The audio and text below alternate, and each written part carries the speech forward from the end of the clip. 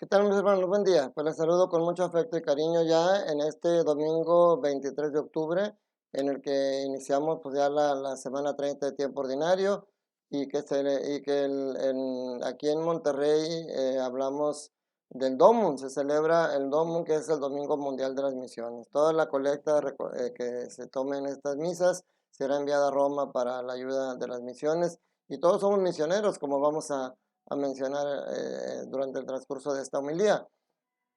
Y antes de iniciar, pues bueno, quiero pedirles una disculpa y agradecer su comprensión. Tuve problemas durante estos días con el sonido. Me di cuenta que el micrófono era el que estaba fallando y pues bueno, apenas tuve tiempo de reponerlo. Ya el día de hoy pues tenemos micrófono nuevo. Espero que ya puedan escuchar con claridad. Y pues bueno, hoy las lecturas de hoy, la primera sería del Eclesiástico, capítulo 35, versículos del 12 al 17 y del 20 al 22. En la segunda lectura, a lo mejor en algunos lugares donde ustedes están no va a coincidir, porque en donde no celebra el Domum, pues se lee la carta a Timoteo. En la segunda carta a Timoteo continúa como lo hemos estado haciendo. Pero donde celebramos el Domum se lee la carta a los Romanos, capítulo 10, versículo del 9 al 18. Y el Evangelio, continuamos con Lucas, como corresponde en ciclo C, sería el capítulo 18, versículos del 9 al 14. Si recordamos la semana pasada, hablaba Lucas, nos presentaba la parábola del juez injusto y la viuda insistente. Ese juez que dice que no creía en Dios ni respetaba a los hombres. Sin embargo, por la insistencia de la viuda y con tal de que ya no lo siguiera molestando, le hizo justicia. Y Jesús decía, si eso hace este hombre injusto, con mayor razón nuestro Padre Celestial le escuchará a todo aquel que se lo pide. Y hoy el libro del eclesiástico o Siráside empieza con ese tono. Dice, el Señor es un juez que no se deja impresionar por apariencias, no menosprecia a nadie por ser pobre y escucha las súplicas del oprimido. Eso es lo que Jesús recalcaba la semana pasada. Dice, no desoye los gritos angustiosos del huérfano, ni las quejas insistentes de la viuda. ¿Se acuerdan cómo hablaba de la viuda insistente?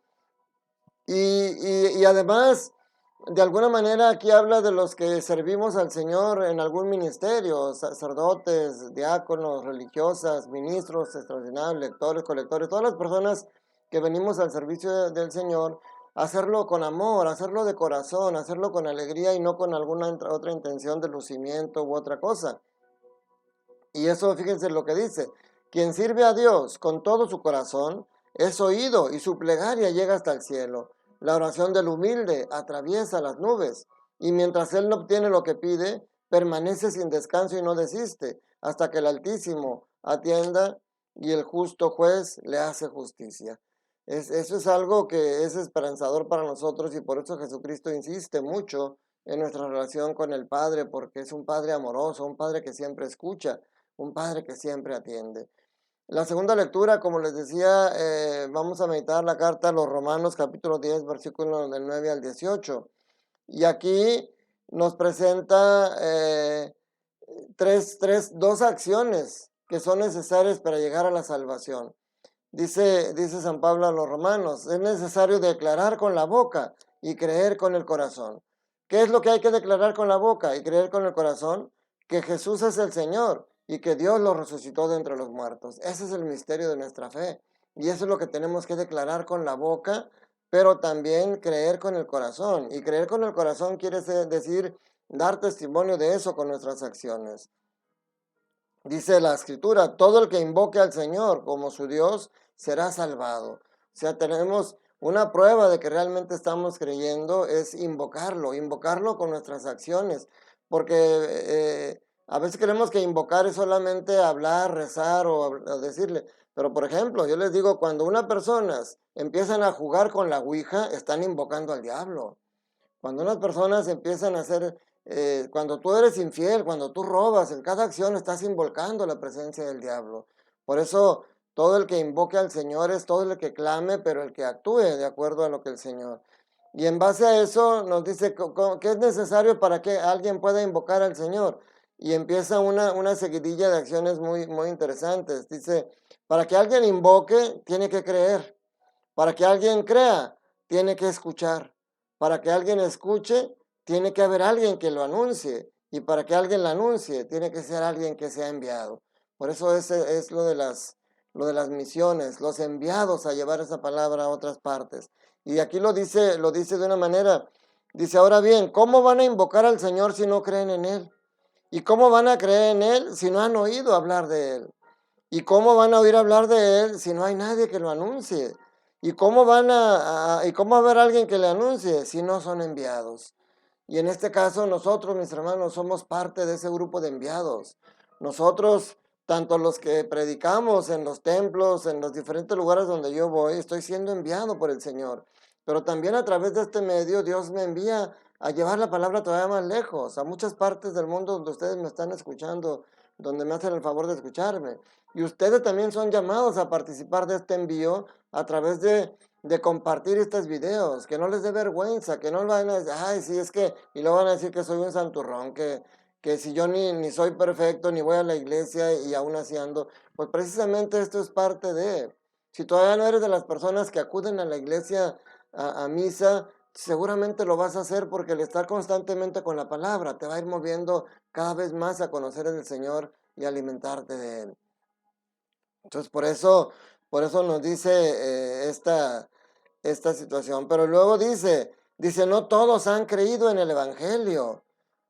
O sea, ¿cómo podemos precisamente, yo estoy enviado a llevarle esto, ustedes están escuchando esto, ahora es necesario que ustedes crean esto que yo les estoy hablando, que no es mi palabra, sino que es la de Dios, y que ustedes invoquen al Señor con sus palabras, con sus acciones, para que entonces se vea realmente que ha servido de algo el que escuchen porque creen. Porque si ustedes escuchan y no invocan al Señor con sus obras y con su vida, pues entonces de nada sirve que hayan escuchado. Por eso hace la pregunta. Dice, ¿acaso no han oído? Dice, no todos han creído en el Evangelio. Dice, ¿acaso no han oído la predicación? Y dice, claro que lo han oído. Claro que no lo han oído. Pues si estamos llevándole y se ve que han visto, pues ahora falta que realmente la hagan vida.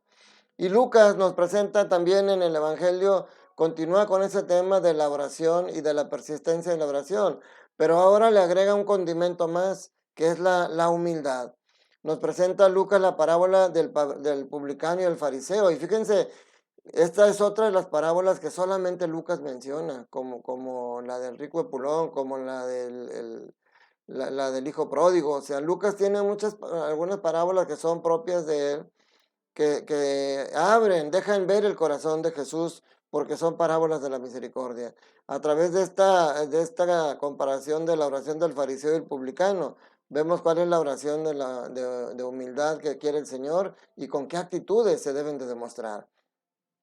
Primero, ¿quién era el fariseo? Los fariseos son personas conocedoras de la ley y que normalmente tratan de vivir la ley al pie de la letra. Por eso Jesús les criticaba que a veces llegaban a esos excesos. ¿Y quién era el publicano? El publicano era alguien odiado por la gente, porque era un trabajador, trabajaba para el enemigo, para el romano, a través de cobrar impuestos y siempre cobraba de más para quedarse con ellos. Era un pecador, alguien que la gente rechazaba. Y el fariseo era alguien que quería ser admirado por la gente. ¿Cómo es la oración? Vamos a ver las actitudes de cada uno de ellos, porque dice Lucas, 2 hombres subieron al templo para orar. Uno era fariseo y el otro publicano.